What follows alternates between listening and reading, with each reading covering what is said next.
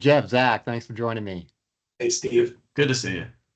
Hey, good to see you guys. California is in the real estate news, or not necessarily the news here. We're going to be talking about a report from the Federal Reserve, but it's not good stuff.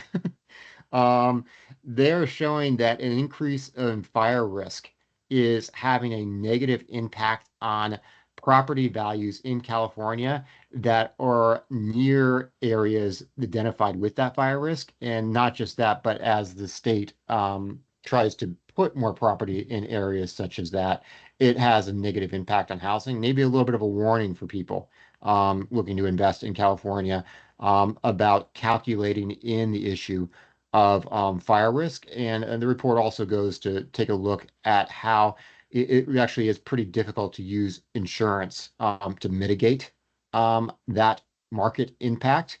Um, but some of your guys' thoughts into the great state of California where I'm residing, having maybe a little bit of I don't know if you call it a headwind or a little bit of an issue with residential real estate values around this risk factor. I'm curious on the side of it. It says there's a 40% increase to housing in those areas from 1990 to 2020. So there's, a 30-year margin you're using there. What's the number in houses? Like, what's the growth, the actual number? Are we talking there's 200,000 homes in that area, now there's 400,000? Are we saying there's 20 million homes in that area now and it's something different, right? So I think to a large degree, this is one of those things where it becomes kind of a scare tactic for people. Maybe it's just that California doesn't want as many people living there anymore. Well, I mean, the fire risk is real. Yeah, We've of also course. seen a lot of migration out.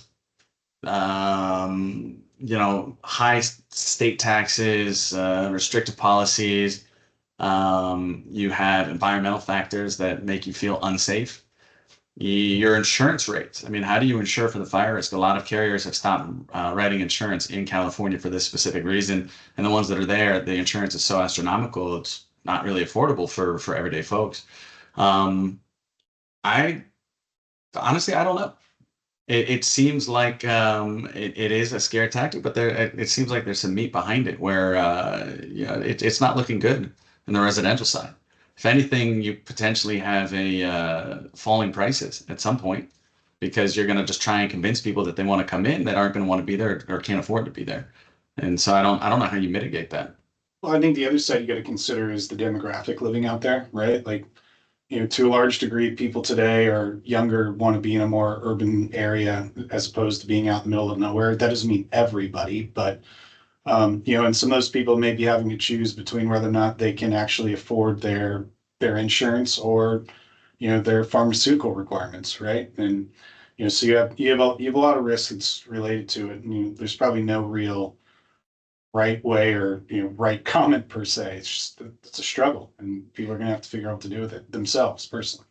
Yeah, I would point to, one of the reasons why we really kind of avoid California, we avoid some states, is the view that the regulatory policies are not in our favor. That these states are not looking out for business owners, they're not looking out for investors, and there's other states that have a much more benign or supportive environment. So we'd probably rather invest in a state where people are coming in, but also where we feel like the politicians are not doing stuff that really hurts us. And yeah, sure, fires are natural partly, but I just being a resident in this state, that California just doesn't clear forests. It doesn't cut trees down. It doesn't harvest trees or take care of trees that have fallen. That they just have let millions and millions of trees just fall and become dry tinder. That we don't do controlled burns. That basically our fire policy seems to be prevent, prevent, prevent without doing much until the thing catches on fire and just consumes everything, which is just you would think it's crazy, but if you look at the areas where the politicians live and the policymakers live, they're not these high risk fire areas. So the Well, areas getting burned up, for the most part, yeah, there's a few nice areas, but for the most part, we're talking more the inland part of the state, We're not talking so much about the core areas around the LA, the San Diego, the core areas, the urban cores, the San Francisco Bay Area. You're talking more when you kind of get more out there and the areas that don't have so much political power. So just like how, San Francisco has gotten into a lot of trouble because of bad public policy, I think this is where I don't think there's any way to look at California wildfire policy and see good policy.